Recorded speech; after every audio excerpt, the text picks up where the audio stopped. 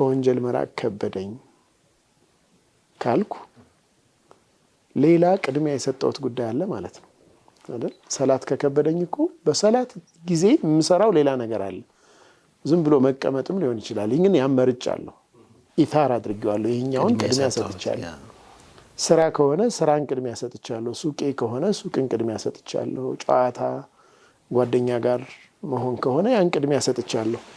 ሙራቀባ ውስጥ ላይ የመኖሩ ምልክት አሉ ዓላማው ምልክቱ አላህ ያዘዘውን አላህ ያወረደውን ትዕዛዝ ከሌሎቹ ነገሮች ቀድመህ ፒክ ታደርገዋለህ። አሁን ተጋፉ በዚህ ጋር ብዙ ጉዳዮች አንድ ላይ የግል ጉዳዮች የቤተሰብ በቃ መጣው አንድ ላይ ተደረደሩ። ቅድሚያ የምትሰጠው ለየትኛው ነው? ያንተ የፕራዮሪቲ ላደር ውስጥ የቱ ጋር ታስቀምጠዋለህ? የቅድሚያ መሰላል አለ። በቃ ሁሉም ነገር የራሱ ደረጃ ተቀምጦለታል። አንተ ሐያት ውስጥ አንተ ግንዛቤ ውስጥ መጀመሪያ ፒክ የምታደርገው አንተ ቅድሚያ የምትሰጠው ነገር አንተ ቫልዩ የምታደርገው ነገር አንተ በጣም ዋጋ የምትሰጠው ነገር። እዚህ ሰላት ዋጋ ሲኖረው አላህ Subhanahu Wa Ta'ala ውስጥ ላይ ቦታ አለው ማለት ነው። በቃ ሰላትን ቅድሚያ ሰጣል። እዚህ ሱቅህን ዘግተህ ሰላትህን ታስቀድማለህ። ጓደኞች ጋር ነው ያለው፣ እንደውም እነርሱንም ወደዛ ቅድሚያ ሊሰጥበት ወደሚገባው ነገር ተገፋፋቸዋለህ። ኑ ትላቸዋለህ። ኢታር አላህ عز وجل ያወረደው ነገር ላይ አላህ ያዘዘውን ነገር ቅድሚያ የመስጠት ስሜት ማለት ነው። በጣም ቆንጆ ነው። ብፍ ያለ አይደለ?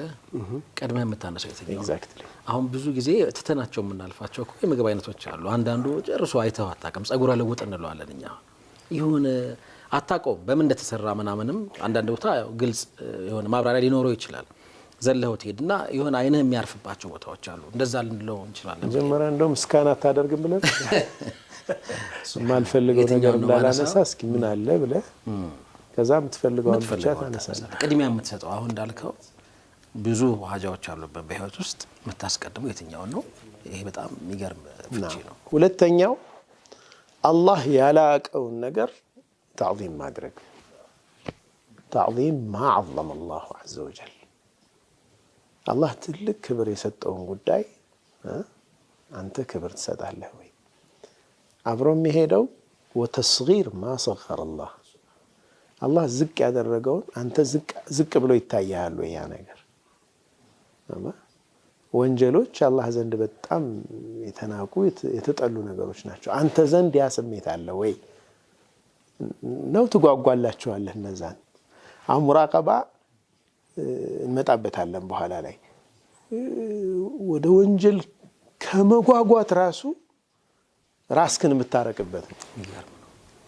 ሙራቀባ በትክክል ሲኖር ወንጀል ኢሹ አይሆንም ማለት ነው። ማለት ይሄን ልስራው ብለህ የምትታገለው ነገር አይሆንም። በቃ መጀመሪያውኑ ከምርጫ ውጭ ነው እሱ። አላህ ያዘዘው ነገር ደግሞ እንዴት ነው ልተው አልተው ትግል ውስጥ የምትገባበት ጉዳይ አይደለም። ኢትስ ዩር ፕራዮሪቲ በቃ ዲፎልት ነው። ወይም ዝም ብለህ ምን ልበልህ በኢንቱዊሽን ነው የሚሉት በእንግሊዝኛው። ኢንቱዊሽን ማለት ዝም ብለህ በውስጥ ያለ ምንም መቸገር የምትፈጽመው ነገር ኢንቱዊቲቭሊ ውስጥህ ላይ በቃ ትፈጽመዋለህ ያንን ነገር።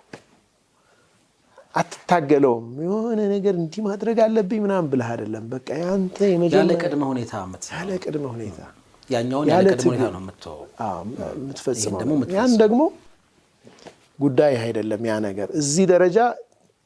አሁን እኛ ብዙ የምናነሳቸው ወደ አላህ የሚደረጉ ጉዞዎች ላይ የምናነሳቸው ነገሮች ከተርቢየተ ነፍስ ጋር ይያያዛሉ። ነፍስን ማነጽ፣ ነፍስን መግራት ጋር ይያያዛሉ። በአንዴ ላይ መጣ ይችላል። አላህ ውስጥህ ላይ ተዕዚም እያደረግከው ስትሄድ የአላህ ልቅና የአላህ ልዕልና ውስጥህ ላይ የገዘፈ ሲሄድ ያኔ የእሱ ትእዛዝ ይገዝፋል። የእሱ ክልክል አይነኬ ነው። በቃ እንትን አይደለም ያንተ ጉዳይ መሆን ይቆማል። ስለዚህ ሙራቀባ የነፍስ ጉዳይ ነው ብለናል። ከቀልብ ጋር ቀጥታ የሚገናኝ ጉዳይ ነው። የሲርን ውስጥህን ያለን ነገር የመቆጣጠር ጉዳይ ነው። ውጭህ ሊያምር ይችል ይሆናል። ይሄ ዛሂሩ ማለት ነው። ዛሂሩ እሱ አይደለም፣ የሙራቀባ ቦታ አይደለም። እሱ ሙራቀባ ውስጥ ያለ ልብ ጋር ያለ ጉዳይ ነው። አላህ በዚህ ሰዓት ዛሂር ላይ የምሰራውን ነገር አላህን እያሰብኩ ነው ወይ አላህ እያየኝ ነው የሚል ስሜት ነው። ኢብራሂም አልኸዋስ ሙራቀባ ማለት ይላሉ ደግሞ እሳቸው ውስጥም ውጭም ለአላህ የጠራ መሆን መቻል ማለት ነው። የውጩ መጥራት ከውስጡ መጥራት ይመጣል። የውስጥ ንጽህና ማሳያ ነው። ሙራቀባ ሲኖር ውስጥህ ኸዋጢርህን ሁሉ ውልብታህን ሁሉ ነው የምትከታተለው ማለት ነው። ምን ፈልጌ ነው? ለምን ይህን እዚህ ዛሂሩ ያምራል ሰውየው ማለት ነው። በሌላ አባባል ዑለማዎቹ ደግሞ ምን ብለዋል? አንድን ሰው የግድ ነፍሱን መያዝ ያለበት በነፍሱ ላይ ግዴታ ማድረግ ያለበት ነገር ይላሉ ሙሐሰባና ሙራቀባ ነው ብለዋል። ራስን መመርመር፣ ራስን መገምገም፣ ኦዲት ማድረግና ሙራቀባ ራስን መቆጣጠር፣ ቁጥጥር ውስጥ ነው ያለሁት ብሎ አላህ እይታ ውስጥ እንደሆነ ማሰብ መቻል ነው። ሁለተኛውና በጣም ወሳኙ ነገር ደግሞ የሚከተለው ፖሊሲ ስራዎቼ በሙሉ በእውቀት ላይ መሆን አለባቸው የሚል መከተል አለበት አሉ። ሙራቀባ ላይ አሁን ውስጡ ሙሐሰባና ሙራቀባን ይህ ነው ፖሊሲው፣ የውስጥ ፖሊሲው ራሱን መገምገም እና የአላህ እይታ ውስጥ ነኝ ብሎ ራሱን መቆጣጠር፣ ቁጥጥር ውስጥ እንዳለ ማሰብ። ሁለተኛው ተግባር አለ። አሁን ውስጣችን አለ፣ ተግባር አለ። ተግባሩ ደግሞ እውቀት ላይ የተመሰረተ እንዲሆን ያ ማለት በጥሩ ንያ የተሳሳተ ስራ መስራት ስለማይቻል ማለት ነው። በጣም ጥሩ ንያ ነው ያለ፣ ሐሳብህ ጥሩ ነው። ግን ስራህ አውዳሚ ከሆነ አጥፊ ከሆነ ያ ማለት ሊላህ ብለህ ጥፋት ብትሰራ ማለት ነው አይሆንም። እዚህ እውቀት ይፈልጋል። ያ ትይዛላችሁ አንድ ላይ በቃ ሁለቱ አንድ ላይ የሚለያዩ ጉዳዮች አይደሉም።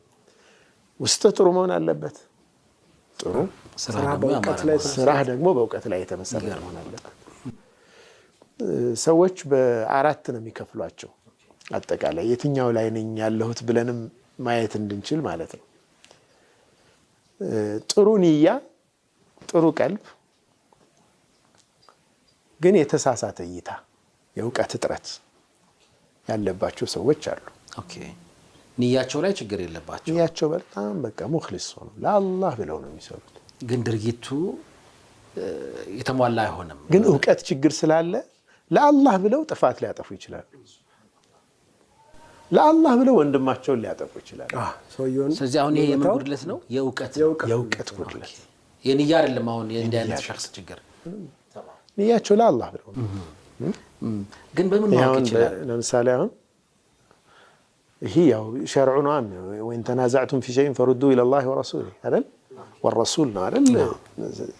ወደ ሚዛኑ ሲመልሰው ነው ሊያቀም ወደ ሚዛኑ ላይ ደግሞ የተቀመጡ ነገሮች ضوابጦች አሉ። በእነዛ ይሄ ዒልም ይፈልጋል ማለት ነው። ይህ በምን ይገለጻል? በጀማዓዎች መካከል፣ በተለያዩ አይነት የማህበረሰብ ክፍሎች መካከል፣ ለኢስላም በሚሰሩ ሰዎች መካከል ሁሉ ይታያል። ሁሉም ሊላህ ነው ለዲን ለመካድ ብለው አንዱ ጀማዓ የሰራውን ሌላኛው ለማጥቃት፣ ሌላኛው አንዱን ለመግፋት ይሄ የሚሰራው ሰው